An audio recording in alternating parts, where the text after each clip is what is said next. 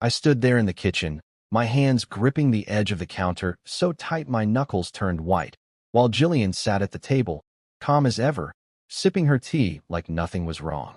She didn't even look up when she said it, just dropped the bomb like it was nothing. By the way, Camille's wedding is family only. She thinks it'll be less awkward if you don't attend. My stomach twisted, and I felt the air get sucked out of the room. Less awkward? For who? I'd been there for every single moment of that girl's life. Every scraped knee, every late-night fever when I sat by her bed with a cold cloth, every ballet class I paid for even when money was tight, every breakup I talked her through when she thought the world was ending. And now, my own daughter's wedding, the day I'd dreamed about since she was little, the day I'd pictured myself walking her down the aisle, and I wasn't even on the list. "I'm her father," I said, my voice coming out low and shaky, like I was trying to convince myself it was still true. Jillian just shrugged, her eyes still on her tea. "You're overreacting. It's just a wedding. Just a wedding. My daughter's wedding." The words hit me like a punch, and I wanted to yell, to flip the table, to make her feel how deep that cut me. But I didn't.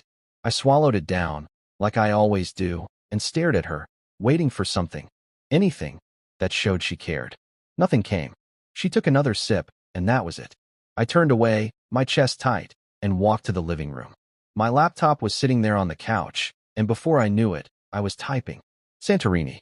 A week-long trip. Far away from this house, from Jillian's shrugs, from the sting of being erased by my own kid. I didn't tell Jillian what I was doing. She didn't deserve to know. I just booked the flight, the villa, the whole thing, my fingers moving fast like I was racing to get out before I broke down. When it was done, I leaned back and let out a long breath. I wasn't going to argue. I wasn't going to beg to be included. If they didn't want me there, fine. I'd go where I could breathe again. The next morning, I packed a bag, nothing fancy, just some shirts, shorts, my old sandals, and left a note on the counter. Gone for a week. Don't call unless it's an emergency. I didn't even look back when I shut the door. The drive to the airport felt like shedding a weight I'd been carrying for years. I kept replaying Jillian's words in my head, less awkward, and every time, it made my jaw clench. How could it be awkward to have me there? I'd raised Camille. I'd been the one who stayed up all night building that dollhouse she wanted for Christmas when she was 6, the one who drove her to every recital, the one who told her she was enough when some jerk broke her heart in high school. And now what? I was the outsider. By the time I boarded the plane, I was done thinking about it. The hum of the engines drowned out the noise in my head, and I stared out the window as the ground fell away. Santorini was waiting, blue water, white houses, a place where I could be something other than the guy who wasn't good enough for his own family. I didn't know what I'd find there, but I knew one thing. I wasn't going to let them ruin me. Not Jillian, not Camille, not anyone. I'd spent too long being the one who held it all together while they took me for granted. As the plane climbed higher, I felt something shift inside me. Not peace, not yet, but a spark of something new. I wasn't on their list, but I was still here. And I was going to figure out what that meant, one day at a time, starting with that first step off the plane into a world that didn't know how bad I was hurting. I stepped out of the taxi and onto the stone path leading to my villa, the warm Santorini sun hitting my face as the driver hauled my bag behind me. The Aegean Sea stretched out below, sparkling like it was showing off just for me, and the whitewashed walls of the cliffside glowed against the blue sky. I could smell the salt in the air, mixed with something sweet, maybe flowers, maybe just freedom. The guy at the check-in desk handed me a key and a glass of champagne, smiling like he knew I needed it. I took it, nodded, and walked to my room, pushing open the door to a view that stopped me cold. Floor-to-ceiling windows framed the ocean, and a little balcony hung right over the edge of the cliff. I dropped my bag and stepped outside, the breeze tugging at my shirt. Back home, Camille was probably fussing over centerpieces, those fancy ones Jillian kept texting her about, the ones I'd overheard them planning months ago when I was still part of their world. Jillian was likely posing for selfies at the bridal shower, flashing that smile she'd perfected over years of making everything about her. And me? I was here, 1,000 miles away, with nothing but the sound of waves and the cold fizz of champagne in my hand. I kicked off my shoes, propped my feet up on the balcony railing, and stared out at the water. It was quiet, quieter than my life had been in years. No arguments, no demands, No one asking me to fix something or pay for something or just shut up and take it. I pulled out my phone, snapped a picture of my bare feet against the endless blue, and posted it online with a caption, "Silence looks good on me." I didn't think much of it. Just a little jab, maybe, or just a way to mark the moment. Within minutes, my cousin Theo popped up in the comments with a string of laughing emojis and a "living your best life, huh?" My sister Rosa messaged me almost right away. "Wait, weren't you supposed to be at the wedding?" I didn't answer her. Not yet. I wasn't ready to explain how I'd been cut out, how my own daughter decided I didn't belong at the biggest day of her life. Jillian and Camille? Nothing from them. No texts, no calls, no likes on the photo. I waited a bit, sipping my drink, watching the screen, half expecting something, "Where are you?" or even a "Hope you're okay." But the silence from them was louder than the sea. I set the phone down and leaned back in the chair, letting the sun warm my face. Good. Let them keep their silence. I didn't need it. I waved at a waiter passing by and ordered another drink, something stronger this time, a whiskey on the rocks. The ice clinked in the glass when he brought it, and I took a slow sip, feeling the burn slide down my throat. The villa was small but perfect. White walls, a bed with crisp sheets, a little table where I could sit and watch the world go by. I didn't have a plan for the week, and that was the best part. No schedules, no obligations, just me and this place. I thought about home for a second, about the house I'd left behind, the kitchen where Jillian had dropped that news like it was nothing, the empty spot where I used to park my car. Then I pushed it out of my head. They were busy with their wedding, their drama, their life that didn't include me. Fine. I'd make my own. The sun started dipping lower, painting the sky orange and pink, and I sat there, glass in hand, watching it sink into the water. My phone buzzed again, Theo, probably, or Rosa checking in. I ignored it. This was my time, my view, my peace. I wasn't going to let anyone pull me back into the mess I'd escaped.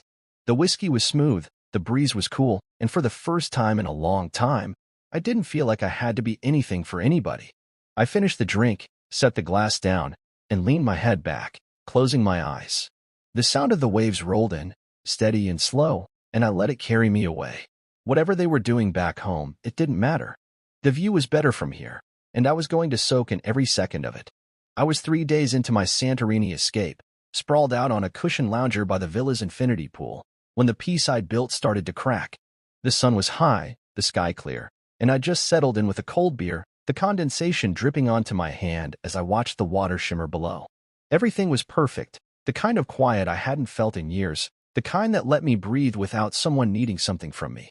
Then my phone buzzed. I glanced at it, expecting maybe a text from Rosa or another dumb joke from Theo. It was Theo, all right, but the message wasn't funny. "Call me ASAP. You're not gonna believe this." My stomach tightened a little, but I brushed it off. Whatever it was, it could wait. I took a sip of my beer and leaned back, closing my eyes against the glare. Then it buzzed again, 3 missed calls from Jillian, one after another, lighting up the screen like a warning. Before I could even process that, Camille's name popped up with a call. I let it ring out, watching the seconds tick by until it stopped. Then Jillian again, twice more. My phone was turning into a war zone, and I just sat there, staring at it, the beer suddenly tasting flat in my mouth. What the hell was going on? I didn't want to know, not yet. Not when I'd finally found a corner of the world that didn't feel like it was crushing me. I muted the thing, flipped it face down on the table, and rolled over on the lounger, trying to get back to that calm I'd had 5 minutes ago. The pool water lapped gently against the edge, and I focused on that, on the breeze brushing my skin, on the distant hum of a boat somewhere out at sea. But my mind wouldn't settle. Why were they calling now? After days of nothing, no texts, no, "Hey, where'd you go?" Suddenly, they couldn't stop blowing up my phone. I picked it up again, just to check, and saw the notifications piling up, voicemails from Jillian, a text from Camille that just said, "Dad," with a question mark, even a missed call from my brother-in-law Colin, who never calls unless he's drunk or in trouble. It was like they'd all remembered I existed at the exact same moment, and I didn't know if I should feel angry or smug or just tired. I set the phone back down, harder this time, and grabbed my beer, finishing it in one long gulp. If I wasn't important enough to be at Camille's wedding, why should they be important enough to ruin my day? I'd spent years being the guy who picked up the phone, who dropped everything to fix their messes, Jillian's fights, Camille's crises, Colin's dumb decisions. Not this time. I waved at the waiter walking by and ordered another beer, my voice steady even though my chest felt tight. He brought it quick, and I cracked it open, the hiss cutting through the quiet. I took a sip and stared out at the horizon, trying to push the buzzing out of my head. They'd made their choice when they left me off that list. Jillian with her shrugs, Camille with her silence. They didn't get to decide now that I mattered. I pictured them back home, probably scrambling after something went wrong, thinking good old dad would swoop in like always. Maybe the flowers didn't show up, or the cake was late, or someone said something stupid at the rehearsal dinner. Whatever it wasn't my problem. I leaned back, the sun warming my face, and let my mind wander to simpler things, the taste of the beer, the way the water looked like glass, the fact that I didn't have to be anywhere or do anything. My phone buzzed again, vibrating against the table, but I didn't even flinch. Let it ring. Let them leave their frantic messages. I wasn't their safety net anymore. I finished the beer, set the empty can down, and stretched out on the lounger, my arms behind my head. The pool sparkled in front of me, and the sea stretched out forever beyond it. This was my space, my time, and they weren't welcome here. I closed my eyes, the warmth sinking into me, and decided I'd deal with them later, maybe tomorrow, maybe never. For now, I was done. The phone could buzz all it wanted. I wasn't picking it up. I woke up to the soft sound of waves crashing below my villa, the morning sun sneaking through the curtains and warming the room. It was day 4 in Santorini, and I'd started to feel like a different man, lighter, like I'd left more than just a suitcase behind. I stretched, rolled out of bed, and padded barefoot to the balcony, coffee in hand, letting the sea air wake me up properly. My phone had been off since yesterday's barrage of calls, and I wasn't in a hurry to turn it back on. Whatever mess was waiting for me could stay there. I was halfway through my coffee, watching a fishing boat bob on the horizon, when I finally caved and powered it up, just to check the time, I told myself. The screen lit up with notifications, but one stood out, a long text from Camille, sent at 3 a.m. our time. Dad, please call me. I messed up. That was it. No details, no explanation, just those words staring back at me. I set the phone down and took a deep breath, my gut telling me something big had gone down. But I wasn't ready to dive in yet. I finished my coffee, slow and deliberate, letting the bitter taste ground me. Then I scrolled back through the missed calls and voicemails, Jillian, Colin, even Aunt Noelle, but I didn't listen to them. Instead, I called Theo. He picked up on the second ring, his voice loud and amused. Man, you picked the perfect week to disappear, he said, laughing. That wedding? Total disaster. I leaned against the railing, the phone pressed to my ear, and listened as he laid it out. Turns out, Camille and Bryce didn't even make it to the cake cutting before it all fell apart. Bryce found some text on her phone from her ex, late-night messages from the night before the wedding, and lost it. They fought right there in front of everyone, voices raised, guests shifting awkwardly in their seats. Then Bryce's mom jumped in, yelling at Jillian, saying she'd pushed Camille into the marriage or some nonsense like that. Colin, true to form, got sloppy drunk and started shouting at the DJ for playing the wrong song. Theo said half the guests bailed before the first dance, and the rest just sat there, watching the chaos like a bad movie. No speeches, no sparkler send-off, no happy ending, just a big, ugly mess. I stood there, the sun climbing higher, and felt a strange mix of nothing. No shock, no sadness, just a blank space where I thought I'd feel something. So, yeah, Theo finished, still chuckling, you didn't miss much. I thanked him, hung up, and stared at Camille's text again. I messed up. Yeah, she did. But it wasn't my job to fix it, not this time. I could picture it so clear, Jillian spinning around, trying to smooth things over with that fake smile, Camille crying into her bouquet, everyone looking for someone to blame. And me? I wasn't there. They'd made sure of that. I set the phone down and walked back inside, grabbing my sandals and a towel. I didn't call her back. I didn't call Jillian either.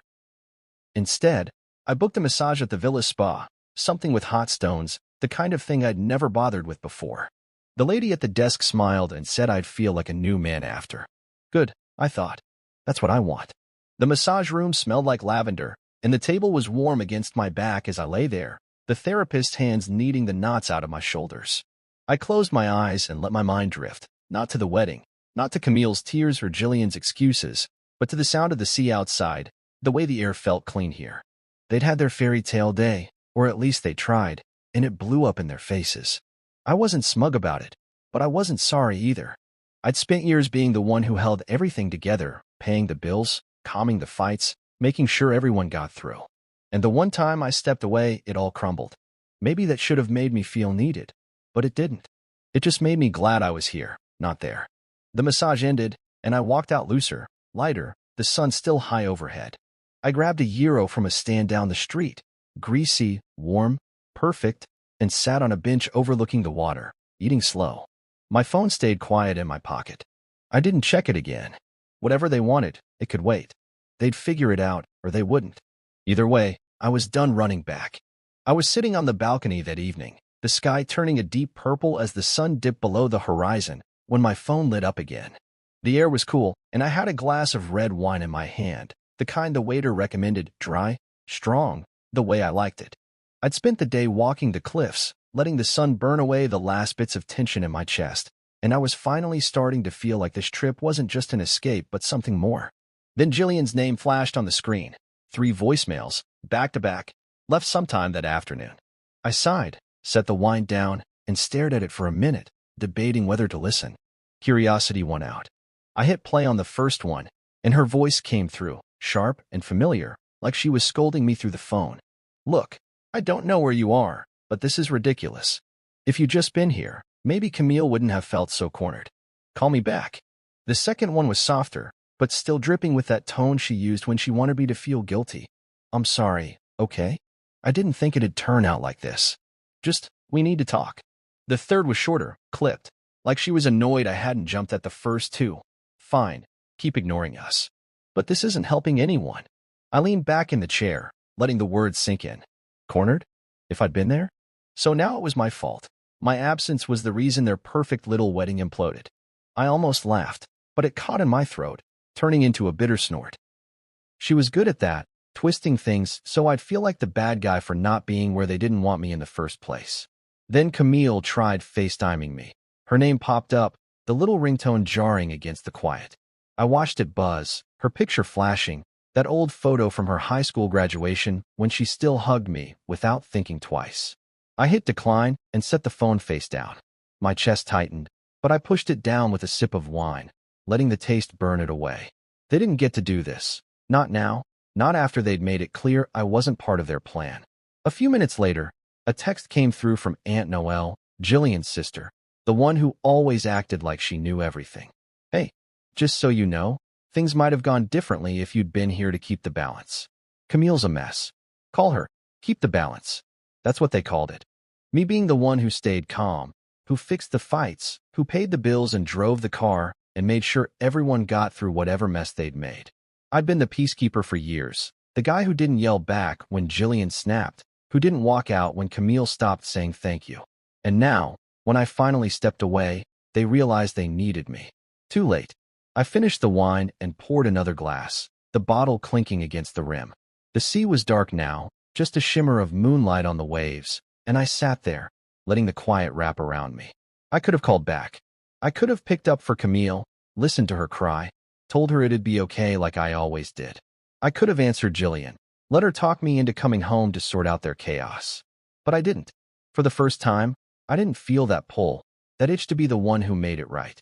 I liked this, the distance, the freedom, the way I didn't owe them anything anymore. I thought about the wedding, what Theo had told me, Bryce storming off, Jillian scrambling, Camille breaking down. I could see it so clear, them looking around, expecting me to step in, to smooth it over like I'd done 100 times before. But I wasn't there, and they didn't know how to handle it. Good. Let them figure it out. I stood up, stretched, and walked back inside, leaving the phone on the table.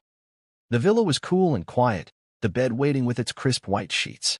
I didn't need to be their hero, not tonight, not ever again.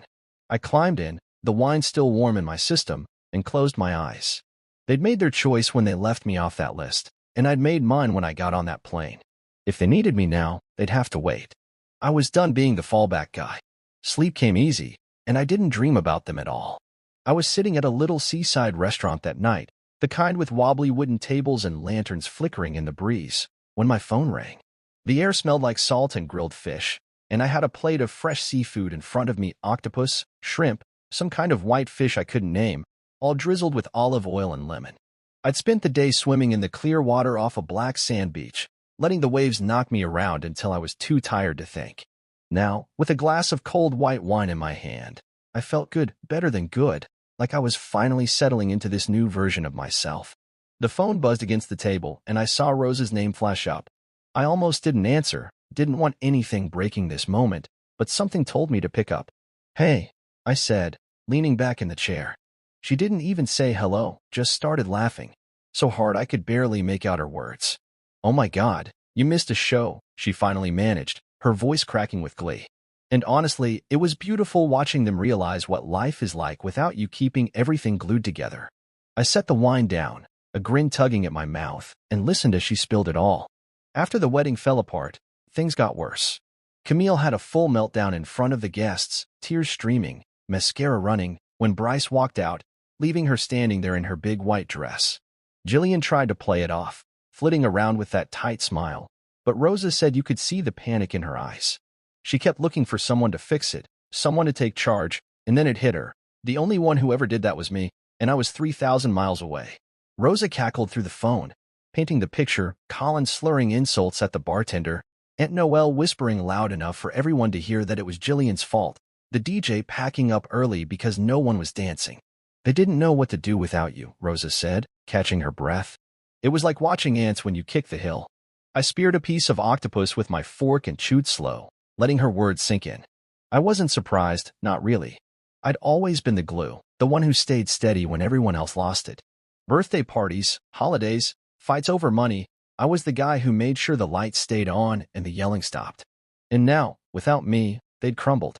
I didn't feel sorry for them. I felt satisfied, maybe.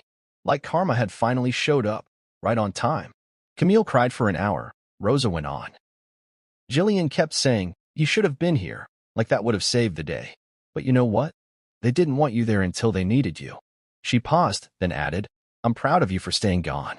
I swallowed the food, the tangy lemon cutting through the richness, and took a sip of wine. "Yeah," I said, my voice low. "Me too." We talked a bit more about her kids, about the weather back home, then hung up. I sat there, the night settling in around me, the sound of the waves mixing with the clink of dishes from the kitchen. The restaurant was half empty, just a few locals chatting over beers, and I liked how small it felt, how far away from everything I'd left. I pictured Camille in her dress, sobbing, and Jillian spinning her excuses, and for the first time, it didn't hurt. It didn't pull me back. It just made me glad I was here, eating this food, drinking this wine, living this life they didn't get to touch. I finished the meal slow, savoring every bite, the shrimp salty and sweet, the fish flaky and soft. The waiter brought me another glass of wine without me asking, and I nodded my thanks. The bill came, and I paid it with cash, leaving a big tip because I could. I walked back to the villa under a sky full of stars, the path winding along the cliff, my sandals scuffing the stones. When I got in, I kicked them off, poured one last glass from the bottle on the counter, and stepped onto the balcony. The sea was black now, endless, and I stood there, letting the breeze cool my skin. Rose's laugh echoed in my head, and I smiled, really smiled, the kind that reaches your eyes. I went to bed with that feeling, the sheets cool against me, and slept deeper than I had in years. They'd figured out what I was worth, but I'd figured it out too, and I wasn't giving it back. I woke up to the sound of birds chirping outside the villa, the kind of soft morning noise that felt like the world was stretching awake with me. The sun was just peeking over the horizon, casting a golden line across the sea, and I lay there for a minute, staring at the ceiling, letting the quiet settle in. It was day 6 in Santorini, and I'd gotten used to this, waking up without an alarm, without someone banging on the door or calling my name. I rolled out of bed, made a pot of coffee, and took it out to the balcony, the warm mug in my hand chasing off the early chill. I was halfway through my first sip when I decided to check my phone, not because I wanted to, but because I figured I couldn't dodge them forever. There was an email from Jillian waiting, sent late last night. No subject line, no dear or hey, just her words dumped onto the screen like she couldn't be bothered with the niceties. "You've made your point. Come home so we can talk." I read it twice, letting it sink in, and felt my jaw tighten. Made my point? Like this was some game, like I'd flown halfway across the world just to teach her a lesson. No apology. No, I was wrong, just that same old tone. Like I was a kid who'd stormed off and needed to get over it. I set the mug down and stared out at the water, the waves rolling and steady and slow. She didn't get it. She still thought this was about her, about them, about fixing what they'd broken. Then there was a text from Camille, a long one, sent an hour after Jillian's email. I opened it, and her words spilled out. Dad, I'm so sorry. I didn't mean for it to happen like this. I let Mom and Bryce's family talk me into the family-only thing, and I was stupid. I should have fought for you to be there. Please call me. I hate this. I read it again, slower this time, and felt a flicker of something, maybe guilt, maybe sadness, but it faded quick. She was sorry now, sure, after the wedding crashed and burned, after she realized she couldn't handle the fallout without me. But where was that sorry when she was making the list? When she let Jillian shrug me off like I didn't matter? I didn't text back. I didn't call. I typed a reply to Jillian instead, short and sharp, extended my stay. I hit send, turned the phone off, and leaned back in the chair, the coffee still warm in my hands. Let them sit with that. Let them stew in the silence they'd handed me first. I finished the coffee and got up, grabbing my sandals and a light jacket. I didn't have a plan, just wanted to walk, to feel the ground under me and the air on my face. The streets of Oi were waking up, shopkeepers sweeping their steps, tourists snapping pictures of the white domes against the blue sky. I wandered through the alleys, the cobblestones uneven under my feet, and thought about how they still didn't see it. Jillian thought I'd come running back because she said so. Camille thought a late apology would erase the sting.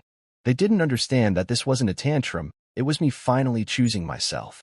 I stopped at a little cafe, ordered a pastry and another coffee, and sat outside, watching people pass by. The pastry was flaky, sweet with honey and nuts, and I ate it slow, letting the crumbs fall where they wanted. Back home, they were probably pacing, Jillian muttering about how stubborn I was, Camille biting her nails like she did when she was stressed. I could almost hear them. He'll come around. He always does. Except I wasn't. Not this time. I paid the bill and kept walking, the sun climbing higher, warming the stones around me. I found a spot overlooking the caldera, just a low wall and a drop to the sea, and sat there, my legs dangling over the edge. The wind picked up, tugging at my hair, and I closed my eyes, letting it wash over me. They'd made their bed, Jillian with her tea and her shrugs, Camille with her guest list and her tears. Now they could lie in it. I wasn't their crutch anymore. I got up, dusted off my hands, and headed back to the villa, the day stretching out ahead of me. I'd swim later, maybe grab dinner somewhere new. My phone stayed off in my pocket, and I didn't check it again. They could wait. I'd spent years jumping when they called. Now it was my turn to live, and they'd have to figure out how to do it without me. I woke up early again, the Santorini sun slipping through the shutters, painting stripes of light across the floor. It was my 7th day here, and I'd started to love these quiet mornings, coffee brewing, the sea whispering outside, no one pulling me out of bed with a problem to solve. I took my mug and stepped onto the balcony, the air still cool from the night, and sat there, letting the warmth of the cup seep into my hands. The view was the same as always, blue water, white cliffs, but it felt different today, like I was seeing it clearer. Maybe because I was starting to see myself clearer too. I sipped the coffee, slow and steady, and let my mind wander, not to Jillian's emails or Camille's texts, but further back, to all the years I'd spent fading into the background of their lives. It hit me as I sat there, the waves crashing below, how long I'd been invisible. I thought about my birthdays, how they'd forget until the last minute, Jillian tossing me a card she'd grabbed from the gas station, Camille saying, "Oh yeah, happy birthday, Dad," like it was an afterthought. I remembered the way they'd introduce me at events. "This is just Dad," like I was a piece of furniture, something you don't notice until it's gone. Jillian had a way of filling every room, her laugh loud, her stories big, and Camille picked it up young, learning to shine while I stood behind them, quiet, steady, paying the bills. I'd driven across town more times than I could count, picking Camille up from dance when it rained, fixing Jillian's car when it broke down, hauling boxes when they decided to redecorate on a whim. I'd paid for it all too, ballet shoes, prom dresses, that fancy dinner when Camille graduated, the one where they thanked the waiter more than me. And the chaos, God, the chaos.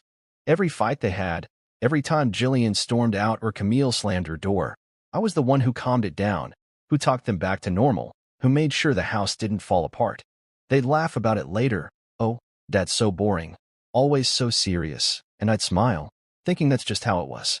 I leaned back in the chair, the coffee going cold, and stared out at the sea. Boring. That's what they called it. Me keeping everything together, me making sure they had what they needed. I'd been the backdrop to their lives, the guy who held the frame so they could paint whatever picture they wanted. And what did I get? A shrug. A less awkward excuse. A guest list with my name scratched off. I set the mug down and stood up, walking to the edge of the balcony, the stone rough under my hands. I thought about the wedding, how they'd planned it without me, how they'd laughed and posed and never once asked what I thought.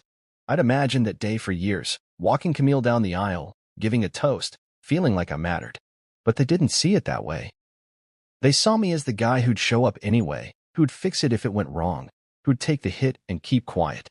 Not anymore. I turned back inside, grabbed my sandals, and headed out.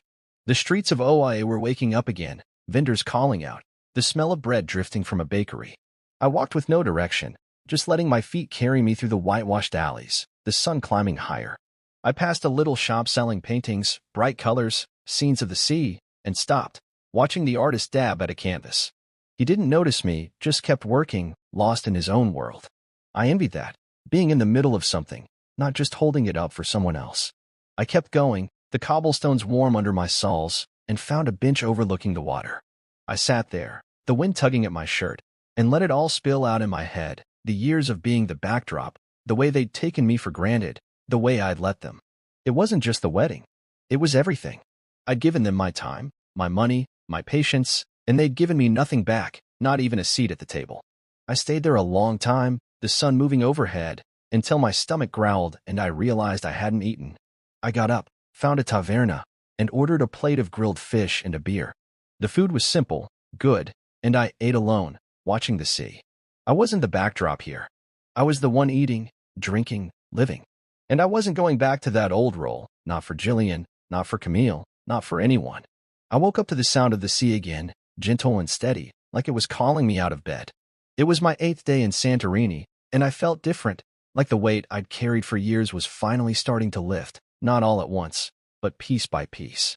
I made coffee, same as always, and took it to the balcony, the morning sun soft on my face. The air smelled clean, salty, and I sipped slow, letting the warmth wake me up.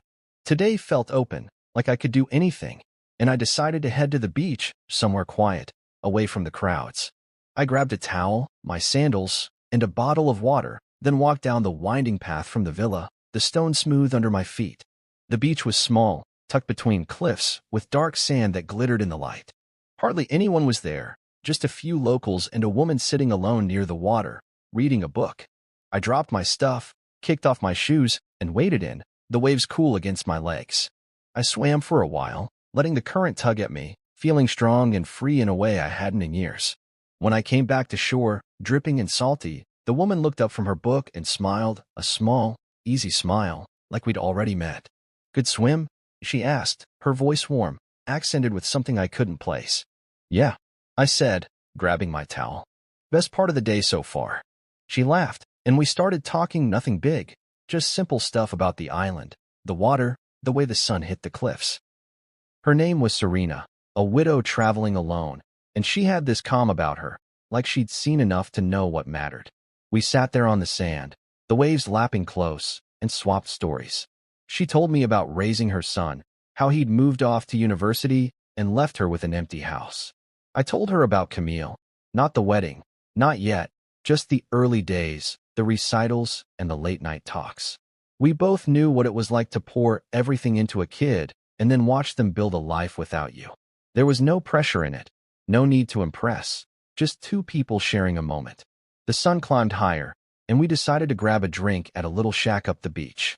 We ordered wine, white and crisp, and sat at a rickety table, the sea stretching out in front of us. She laughed at my dumb jokes, and I liked how her eyes crinkled when she did. We talked more, about how exhausting it is to always be the responsible one, how you can love someone and still need to let go. I didn't tell her about the guest list or Jillian's emails, but I didn't have to. She got it, the quiet ache of being left behind, the relief of finding your own space. The afternoon slipped away, easy and slow, and as the sun started to dip, we walked back to the water, wine glasses in hand. We stood there, barefoot in the shallows, watching the sky turn orange and pink, then purple. Neither of us said much, just let the silence sit between us, comfortable, real. For the first time in forever, I wasn't waiting for someone to need me, wasn't aching to be seen. I was just there, with her, with the sea, and it was enough. When it got dark, we said goodnight, No promises, no plans, just a nod and a smile. I walked back to the villa alone, the night air cool against my skin, feeling lighter than I had in days. I poured one last glass of wine and stepped onto the balcony, the stars bright overhead. I pulled out my phone, snapped a picture of myself, sunglasses on, wine in hand, the ocean dark behind me, and posted it with a caption. Turns out overreacting feels like peace. I didn't check for likes or messages, just set the phone down and leaned against the railing. Serena's laugh echoed in my head, and I smiled, sipping slow. This was what I'd been missing. Not the big moments, not the thank yous I never got, but this, a day that was mine, a memory I didn't have to fight for. I wasn't sorry for leaving, wasn't sorry for staying. I finished the wine, the glass cold in my hand, and went inside. The bed was waiting, and I climbed in, the sheets soft against me. Sleep came fast, and I dreamed of the sea, not of home, not of them, just the waves and the open sky. I woke up on my last day in Santorini with the sun already high, streaming through the villa's windows like it was urging me to get moving. I'd slept hard, deep, the kind of sleep that leaves you feeling new. My flight home was that night, and I could have spent the day packing, worrying about what I'd find when I got back, but I didn't. I made coffee, took it to the balcony, and stood there, watching the sea sparkle under the morning light. 9 days here, and I wasn't the same guy who'd stepped off that plane, hurt, angry, running from a guest list that didn't have my name. Now, I felt solid, like I'd built something out here, something they couldn't touch. I finished the coffee and decided to hike, one last taste of the island before I left. I grabbed my sandals, a bottle of water, and headed out, following a trail along the cliffs. The path was rough, winding up through rocks and scrubby bushes, the sun hot on my back. I walked steady, my breath even, feeling the burn in my legs and liking it. The view opened up at the top, blue water stretching forever, white houses clinging to the hills, and I sat on a flat stone, wiping sweat from my forehead. My phone buzzed in my pocket, and I pulled it out. Camille again, another missed call, the third that week. I hadn't answered any of them, hadn't listened to the voicemails piling up from her and Jillian. I stared at her name on the screen, then turned the phone off. I wasn't ready, not yet. I got back to the villa by noon, showered, and packed slow, folding my shirts, tucking my sandals into the bag. I'd heard from Rosa a few days ago. Jillian had moved into Aunt Noelle's to give space, whatever that meant. Camille was still calling, still texting, but I didn't owe them my time. I sat on the bed, bag zipped, and left her one voicemail short, calm, my voice steady. When you're ready to talk like a daughter and not a PR crisis, let me know. That was it. I hung up, grabbed my stuff, and checked out, the taxi waiting to take me to the airport. The flight home was long, but I didn't mind. I watched the clouds out the window, the world shrinking below, and felt a quiet kind of strength, like I'd claimed something back out there. When I landed, the air was colder, sharper, and I drove home in the dark, the house empty when I walked in. Jillian's stuff was gone, her coats, her shoes, the clutter she always left on the counter. It didn't feel lonely, it felt clean. I dropped my bag, poured a glass of water, and stood in the kitchen, the silence thick around me. The next day, I dug out my old wedding suit, the one I'd planned to wear for Camille, the one I'd pressed and hung up months ago. It felt heavy in my hands, like a memory I didn't need anymore. I drove it to a charity shop downtown, handed it over with a nod, and walked out lighter. Back home, I found a flyer for a hiking group stuck in the mailbox, local guys who met up weekends to hit the trails. I called the number, signed up for the next one, and marked it on the calendar. That night, I cooked myself dinner, steak, simple, the way I liked it, and ate at the table. No TV, no phone, just me and the food. I thought about the wedding, Theo's stories, Rose's laugh, the way it all fell apart. I hadn't missed a thing. They'd had their day, their chaos, and I'd had mine, 9 days of sun and sea and peace. If they thought I was overreacting, let them. I wasn't coming back to the old me, the guy who waited for them to see him, who fixed their messes and took their shrugs. I washed the dishes, slow and careful, the water warm on my hands. The house was mine now, not theirs, not anymore. I went to bed early, the sheets cool, and slept without dreaming. The next morning, I woke up to rain tapping the windows, soft and steady. I made coffee, sat by the glass, and watched it fall. Camille would call again, maybe. Jillian might show up, bags in hand, expecting me to take her back. But I wasn't waiting for them. I had my hikes, my quiet, my life. They'd underestimated me, and I was fine with that. I wasn't the backdrop anymore. I was the whole damn story.